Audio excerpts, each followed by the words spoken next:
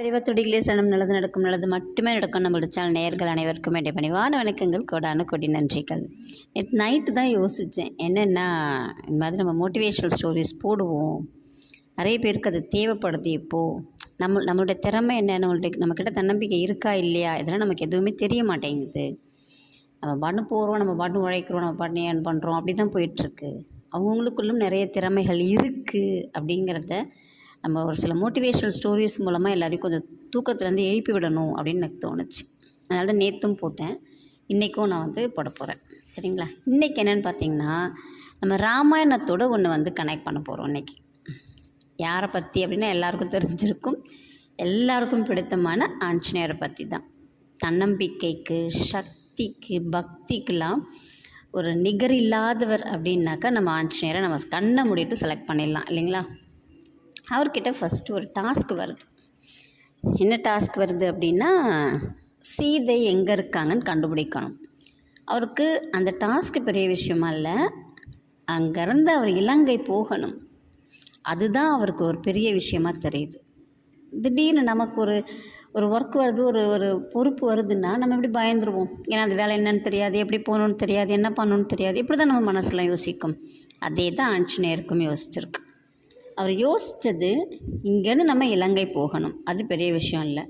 ஆனால் இந்த கடலை தாண்டி நம்ம போகணுமே, அது நம்மளால் முடியுமா அப்படின்னு கொஞ்சம் திகச்சு போய் ஒரு சந்தேகத்தோடு உட்காந்துட்டார், கம்முன்னு உட்காந்துட்டார். என்னால் இது முடியுமா அப்படின்னு அந்த கொஷின் தான் அவருக்கு திரும்ப திரும்ப வந்துட்டுருக்கு.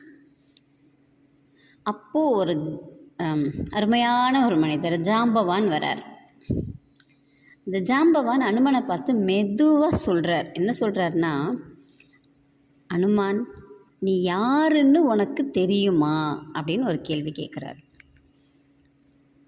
நீ சாதாரணவன் இல்லை, உன்னால் எதுவும் முடியும் அப்படின்னு பொறுமையாக மெல்லமாக அவருக்கு போய் சேரணும். நம்ம எடுத்தோன்னே கத்துறது, உன்னால் இது முடியுமா அப்படிலாம் பேசக்கூடாது. நீ யாருன்னு உனக்கு தெரியுமா, உன்னுடைய சக்தி எப்படிப்பட்டதுன்னு உனக்கு தெரியுமா அப்படிங்கிறத கொஞ்சம் மெதுவாக அவர் மனசுக்குள்ளார போகிற மாதிரி ஆரம்பிக்கிறார். அந்த ஒரு வார்த்தை, அது ஒரு சாதாரண வார்த்தை இல்லைங்க, அது அவருடைய சக்தியை தூண்டி விடுற வார்த்தை. அப்படியே ஆஞ்சநேயர் மெதுவாக எழுந்திருக்கிறார். அப்போ சட்டுன்னு என்ன தெரியுதுன்னா, ஒரு மாற்றம் கண்களில் தெரியுது. இப்போ நீங்கள் கோபமாக இருக்கிறீங்க, சந்தோஷமாக இருக்கிறீங்க, எப்படி இருக்கீங்கிறது எதை வச்சு நம்ம சொல்லுவோம்? கண்ணு தாங்க காட்டி கொடுக்கும். அதே தாங்க ஆஞ்சநேயருக்கும்.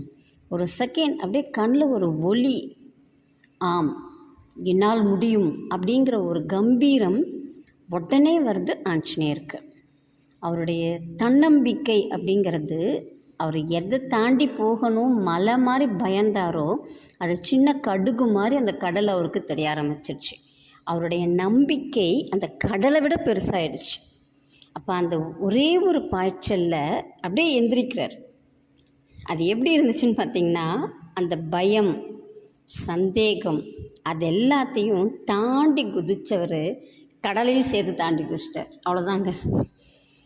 இந்த சந்தேகத்தை வென்றார் அப்படின்னு சொல்லுவாங்க.